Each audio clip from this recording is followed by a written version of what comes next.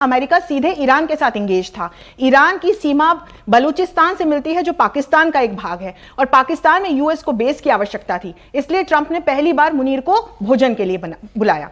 और यह भी एक विडंबना है कि एक ऐसा डेमोक्रेटिक देश जो कि प्रजातांत्रिक देश होने का दावा करता है, वहां सेना ही शासन चला रही है, यह हमें क्लियर होता है क्योंकि आसिफ मुनीर लंच के लिए वहां जा रहे हैं।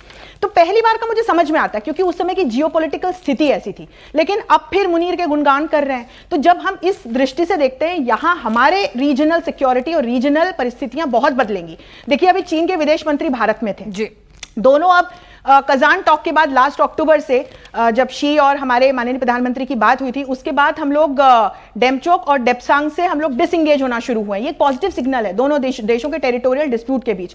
वो भी पॉजिटिव सिग्नल्स देके गए, हमारे ऑफिशियल ने भी पॉजिटिव सिग्नल्स दिए। दूसरी ओर हमारे माननीय विदेश मंत्री जाके पुतिन से अभी मिले हैं जी। पुतिन ने माननीय मोदी को कॉल किया है, 5% का अतिरिक्त ऑयल एंड गैस खरीदने पर कंसेशन दिया है। लेकिन आप स्थितियां समझिए, जैसे ही पाकिस्तान अमेरिका की ज्यादा गलबहियां करेगा, चीन पाकिस्तान से बाहर हो सकता है। और चीन ने अभी अपने डेट ट्रैप का, BRI का बहुत बड़ा जो मोहरा है वो पाकिस्तान को बना रखा, और ग्वादर में बैठा हुआ है चीन।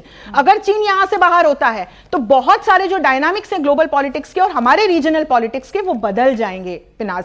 और एक और बात कहूं, जैसे कि ब्रिगेडियर शरदेंदु ने भी कहा, अभी हम यूएस के साथ डिसएंगेज नहीं हुए हैं, हमारी ट्रेड टॉक भी अभी भी चल रही है, और हमारे पास 27 तारीख का तक का समय है। और उस समय अलास्का के समय जो हिलेरी क्लिंटन ने कहा भी था, because she knew it very well कि ट्रूस नहीं हो सकता। मैंने टीवी चैनल्स पर उस समय कहा, मुझसे पूछा गया, मैंने कहा ट्रूस अनाउंस नहीं हो सकता। उसका कॉमन एक रीजन था, कॉमन सेंस की बात थी कि उस टॉक में ज़ेलेंस्की शामिल ही नहीं थे। जब तक दोनों और के नेता वहां डिप्लोमेटिक टेबल पर नहीं बैठेंगे, तब तक ट्रूस कैसे अनाउंस हो सकता है।